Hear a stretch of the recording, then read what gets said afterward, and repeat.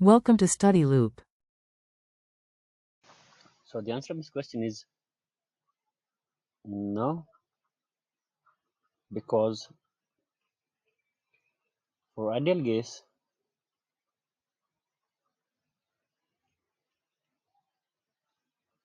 enthalpy is function of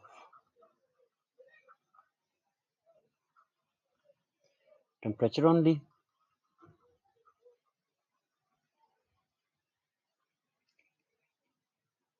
and throttling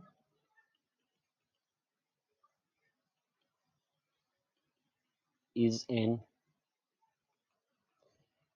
isenthalpic process. Isenthalpic process. Hence,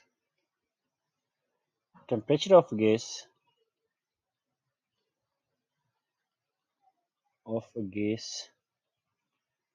will not drop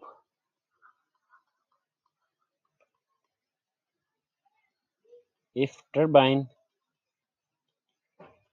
is replaced by throttling device.